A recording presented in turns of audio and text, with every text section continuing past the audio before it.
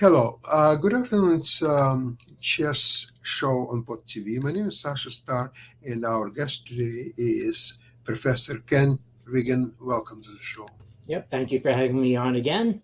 Great to have you always, Ken. And there are so many things going on in the chess world that we hardly can keep top on all that. The U.S. Championships right now.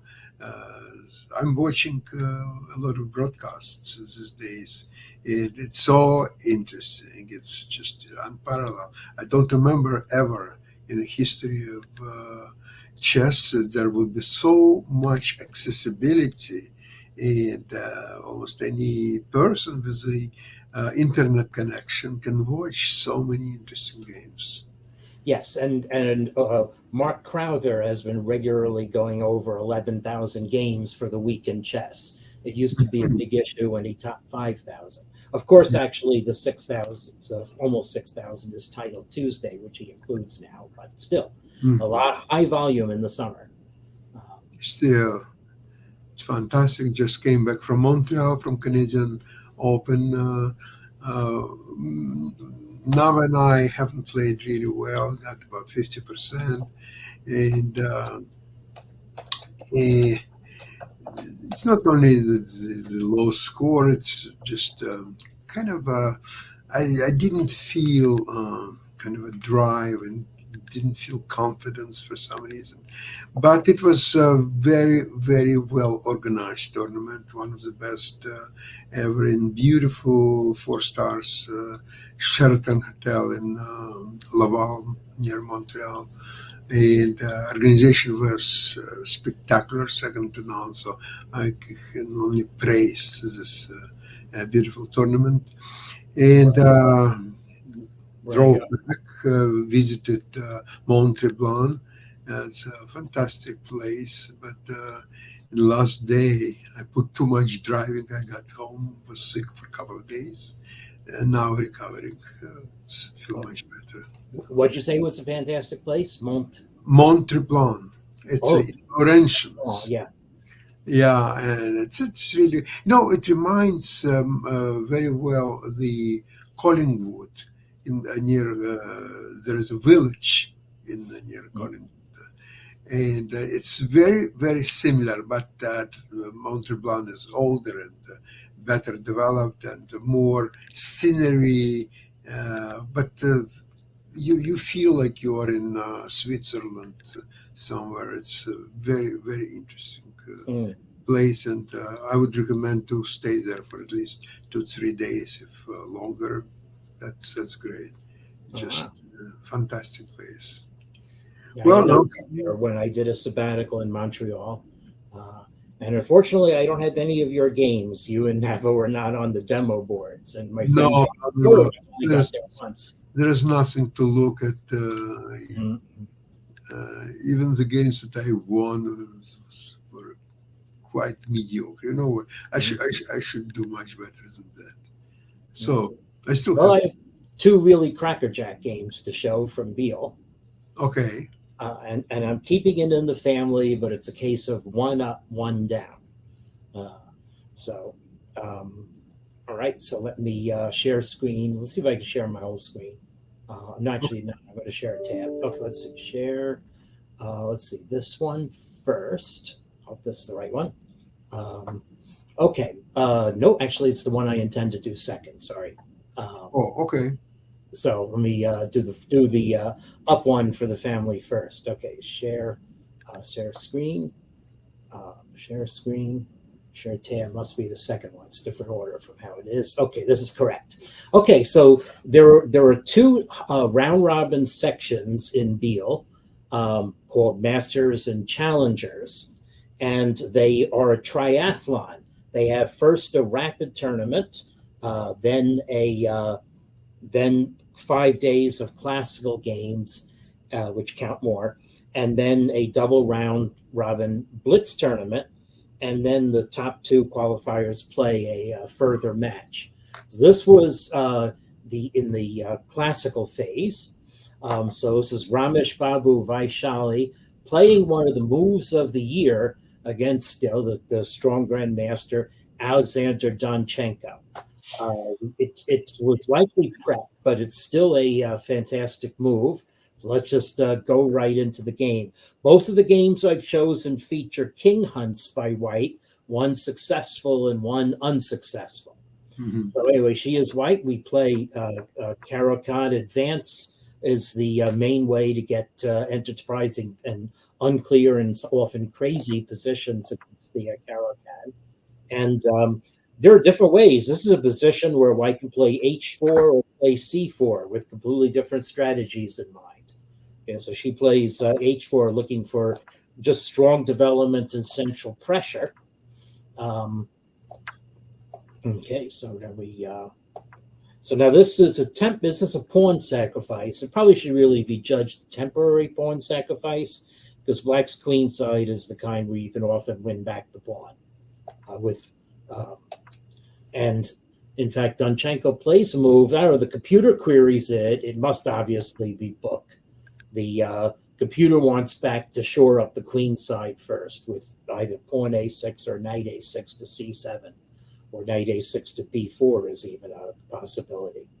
However, it's natural to conserve the bishop. Now white attacks on the queen side, and now black's c4 will eventually fall. That's what I mean about getting rid of it. But black can counterattack and simplify.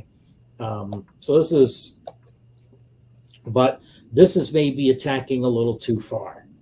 Okay, so obviously I've got the analysis window open, and black's playing knight d7. But I forgot to look up whether the extent to which this is known theory.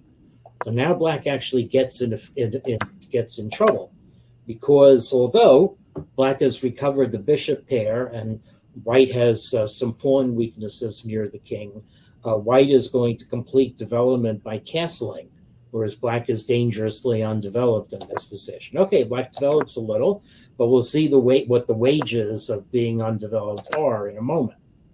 Okay, so black castles. That completes the development, right? Well, it's like crossing the bridge in the scene from Lord of the Rings, where they're almost safely across, and the tail of the beast is just able to catch Gandalf at the end. So black looks like black is safe. Pawns are equal. Black has bishop g5, pressure on e6 coming, or queen h6 is a nice solid move. But whether it's preparation or inspiration, white has a fantastic resource. And what's interesting, actually, is that the engine says white should play rook f4. There's nothing wrong with rook f4. You're going to follow rook f4 with queen f3 and rook f4 and the other rook to f1, and it's going to put triple pressure on the f file. So it may even be objectively the best move. Oh, I see. It wasn't played at this turn. It was played at this turn. Okay. So now, okay. So now the computer definitely sees that black has made one weakening move too much. Actually, yep, sorry, I was a little glib there. Why doesn't this work now? Let's see. All right. So actually, it's okay. It's going to lead to play similar to what could have happened in the game. Okay. And black has to duck out. Okay, can't play queen takes e6 because queen b3 is a very beautiful checkmate. And the computer apparently sees that black can defend this position. Okay, but so it's possible that Vaishali either didn't think rook takes f7 was working yet, but after this weakening move, now the relevant thing is when black's king is on e8, this diagonal a4 to e8 is going to be open. So here comes rook takes f7. Okay, absolutely gorgeous move.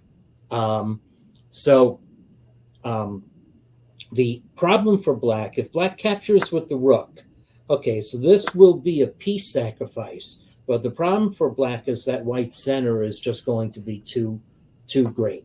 Okay, and in fact, not only that, white is going to follow up capturing on f7 with pawn on e6, whether a latent or actual threat, win back the piece and just be pawns up.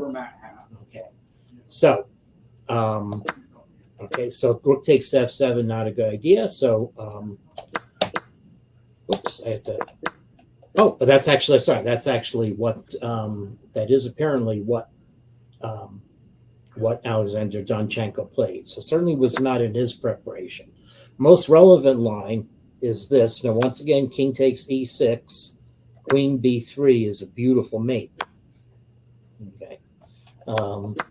So black has to play king e8. Well, actually, black can't play king e8. Black has to go king g6 in this position. If king e8, then the opening of that diagonal immediately makes its presence felt. White is just going to capture the knight and play e6 and win everything. Okay, so so black has to try to live by going out to g6, or white can just take on d7, and it's an exchange and lots of obvious compensation, maybe not an immediate win. Okay, however, Donchenko did not think relish the idea of his king going out to g6, so he actually played something that was worse. And here, maybe white's technique wasn't as good as it could have been. Okay, so here you just want to capture and centralize the queen. I guess you capture. Black takes with the rook or takes with the king. It's unclear which. Well, you're just going to play e6 and win in this position. It's not much to look at, actually. So it's going to take black a long time to pick up the pawn on d7, by which time you'll have opened up the center. So, okay, but anyway, so so white played queen a4, which maybe isn't cracking the whip as much as it could be. I mean, what it's saying is that black's knight has nowhere to go. b8, I guess, is not really a square, and it's also vacating for white's other rook to come to f1, and then white can really pile on f7. But black had a way to break out a little bit by playing knight takes e5, d takes e5, and then just make loof for the king. I mean, this is very strong, but white has to demonstrate more technique. In fact, computer wants to centralize white's queen. White will recover the exchange and be 1, 2, 3, 4, 5, 6, be a pawn ahead. So it should be a technically winning position, but it's not a crush. So, however, Donchenko went for counterattack right away, just gave the piece,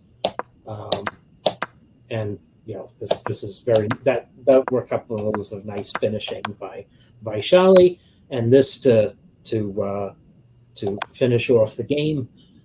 This is now checkmate. So nice that you don't take black's rook. You just are going to mate next move, whether black interposes or moves away. So beautiful game. Very exciting rook f7 and continuations. Very interesting. Mm-hmm. Yeah. Okay. So anyway, so Vaishali, by the way, had 3 straight wins in the challenger section. Then she was caught. So she did not win it, but now let's see. Now I'm not sharing anymore, so I have to reshare. Okay, so present, share screen. Her brother, however, though, had a reversal right away in a game against the American prodigy Abhimanyu Mishra, whose record of being the world's youngest grandmaster may be under threat from the Argentine prodigy Faustino Oro. Anyway, he's another story. He's playing in Spain, however. Okay. So anyway, Praggnanandhaa has white, Mishra has black, and this game again becomes very tactical very soon. And what's interesting, actually, is we actually see the Morphy Ruy Lopez. It is not dead. However, black plays it in the more modern fashion, bringing the bishop out. This was considered dubious in the 1970s when we were kids, but so long as black doesn't mind sacrificing a pawn or two, it's theoretically fine. So here we go. And white plays h3. These are all very normal moves. So very often in this position, white has a strategy to play on the queen side with a4, and often you have to trade of pawns on b5. Often black can't defend the pawn on b5 and it drops off, but then black usually seeks counterplay on the king side against white. However, white plays the other side. So black has not played h6 in this position, which is sometimes even being played early in some of these positions. Oh, I played rook e1, rook e8, so white plays bishop g5. Okay, so now white is going to get pressure on black's king side. And now black is disincentivized to play g5 because black is already castled, although white is going to put enough pressure on to induce black to play that move. Okay, so black develops, white centralizes, black attacks white's bishop, white moves back to c2 with a very latent threat on the diagonal. And now Mishra played a very daring move. Okay, so daring move and maybe a forcing move. Again, I imagine this is theory. The players still had a lot of time left on their clock. I forgot to call attention to the clock in the other game. So Mishra played g5. It's certainly theory from Prag's point of view because he has used barely any time at all. And now if white retreats the bishop, then black is able to get a clamp against white's position. Okay, take on d4, and then black's pieces are optimally placed to put pressure on white. So white has to sacrifice the knight. It's not winning, but the computer notes that it forces black to find a series of only moves. So white is going to play to the g file with the queen and or the rook, and black has to organize a defense against it before white can mass the pieces. And the defense has to involve allowing black to come to h, or black's knight to come to h7. In order to do that, you have to break some pins. In order to break a pin, you have to support the knight. So that's the logic of king g7, only move. Now, white has a bunch of ways to try to prosecute the attack, including queen g3, but that leads to a repetition because black is able to play knight h5. This move is legal because it attacks white's queen, and white has no good discovered checks. And what you'll get is a position where both players probably are going to repeat, or white can play queen f3, but then that's taking the foot off the gas a little bit. Anyway, so Prag went for slow build-up. Prag is still in his he thought for 6 minutes on this move, so maybe this is the first time he was thinking. My bet is that this is a known position, but maybe Prag had not specifically reviewed it before the game. Now, Mishra makes a very subtle mistake. The computer says either breaking the pin with queen d7, where you'll need the queen maybe for defense along the second rank, or playing the rook h8 move are both fine for black, okay, to organize a defense on that side. Instead, Mishra played queen c8. I'd be curious to know why. And he used a lot of time for doing so. His clock ticked down 18 minutes. It's almost 18 minutes.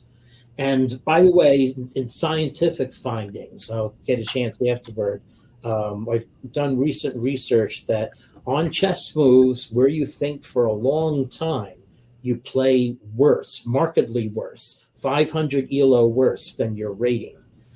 This reproduces and confirms studies by some other people, Ashton Anderson and John Kleinberg and others at Blitz, and Sundakar, I have to look on my slides, noticed this for slow chess, but I found it to be much more vivid with my IPR framework. So long think, wrong think, and that gets in a bit of trouble. So now the king hunt is on. Black plays knight h7, d takes e5, but now here, I mean, this is tactics puzzle.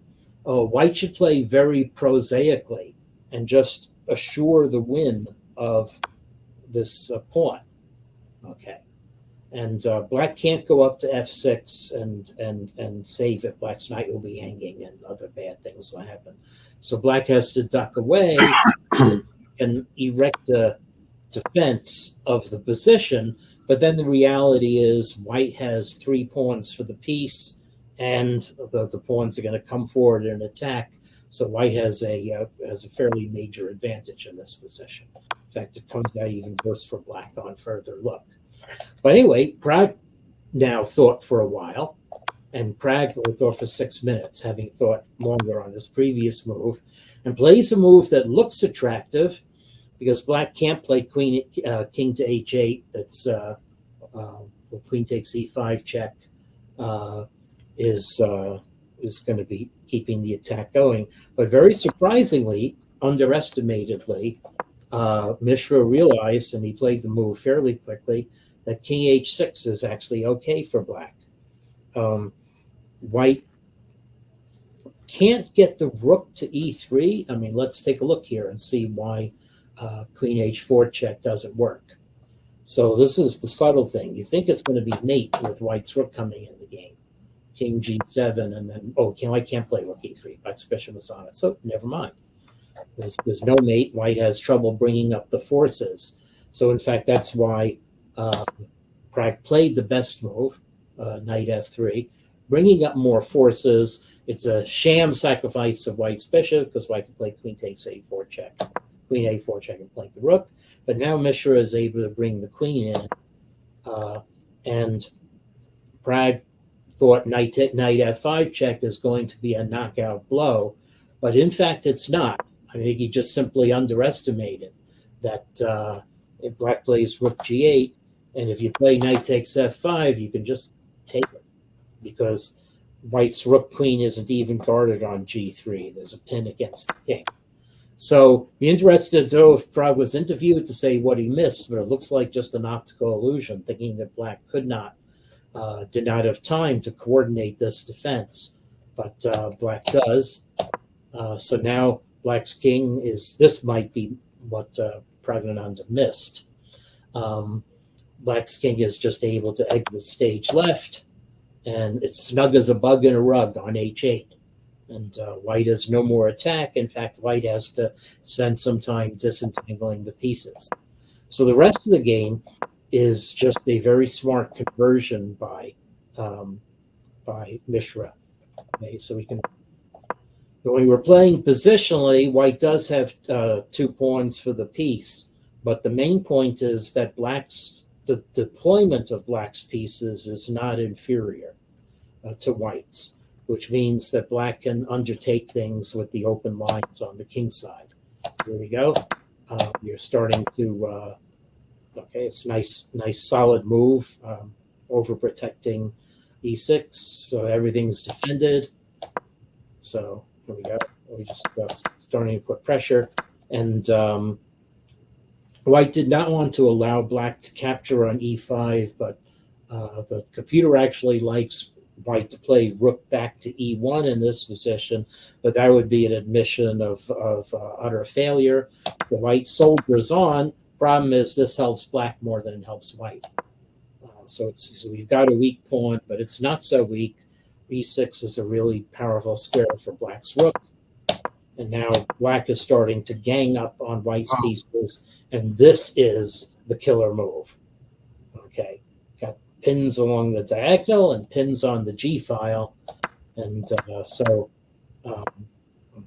now white, temporarily up a boatload of pawns for the piece, but is not going to be able to prevent black from infiltrating. So if white plays rook G3, then this is collapsing on white. What about the bishop f3? Let's see. Oops. Or bishop f3. That's right, pinning the rooks. Didn't even think of that. Yeah. Rook takes h3 is much stronger. So white now is down 2 pieces. Yes. A raft of pawns for it, but black just has to chase down white's pieces. Now white is down a rook and a knight, and but white doesn't even have passed pawns yet. So that was a nice move. Knight G5, Yes. white captures. And okay, black doesn't have any pawns, but you're up over a rook, and this is where Pragnananda gave up. So, Very, very tough game. Very interesting game. yeah, a real fight between the two of them. Mhm. So, So what are you watching these days? There's still a U.S. Championship is going on. And juniors, U.S. championships, and juniors and seniors. seniors, yes. The main U.S. championship will be um, the main U.S. championship will be in October. And Yeah, that's right. I've been invited to speak at the St. Louis Chess Conference, Nice. being held at the same time. So I will be able to attend the opening ceremony. Yeah, the Beal Masters was won by Le Quang Liem, and the Beal Challengers was won by it was a tie between Donchenko and Sale. I thought Sale had won it outright, and Vaishali was beaten in the finals part. Oh, you know who was there from U.S. that we knew for many, many years ago? John Fedorovich. He was in the Canadian Open. Yes, my friend John from a long time ago. Yeah. Yeah, he was with Angela. Angela. We spent a little bit of time together, and John Tarjan was there. Right. The James Tarjan. James who won. So John Fedorowicz and I tied for first in the U.S. Junior Championship of 1977. And we both got to play in U.S. championships. I played the following year because it was held earlier as a zonal. And that was a very strong tournament because it was a zonal, and it was won by Jim Tarjan. Mm-hmm. Clinched with a draw. He was probably in a winning position. Draw against me in the last round. I asked John Fedorovich why he's not playing in a senior championship. So he was lamenting that he's just not being invited there. And there are a few regulars who are playing one tournament a year, U.S. Senior Championship. Among them, Joel Benjamin and Christiansen and a few other players who are. And John Fedorovich, on the other hand, he's playing 7-8 tournaments a year. So he's still quite active player. And, it might be, but let me just look up something. So I think the qualifications was done by U.S. ratings, not FIDE ratings. So Jesse Cry 24-29, and John Fedorowicz is 24-25. So John may have missed out qualifying for the U.S. seniors by 4 rating points. Oh my God! Because I saw Jesse Cry's FIDE rating, and his FIDE rating is lower than mine. Of course, my rating is very inactive, so it really shouldn't count anyway. But I was looking, I could have been invited, but maybe I'm the one person who can't be invited because I'm officially monitoring the tournament. So. Well, I mean, it's not a big deal if you will play chess from time to time. Yeah, that's true. I'd like to. So. If you feel like you still have love of the game and competitive spirit, I don't say you should dismiss it. And, that's right. Yeah. The actual play. Well, I'm having my right hip replacement surgery tomorrow, so I'm going to be out of it. I wish you all the best for tomorrow's surgery, and hopefully you will be recovering very, very quickly. Right? So hopefully we'll see you next week, same place, same time. Right. And wish you a lot of success tomorrow. Yesterday it was already past, so now for tomorrow. Plus, I have to say, chess cheating things in my research are keeping me busy. So. Yeah, it's great to have you as always. Thank you so much for today's program, and I'm looking forward to have you fully recovered next week, and we'll have our program in the same place, same time. Thank you very much, everybody, and bye-bye.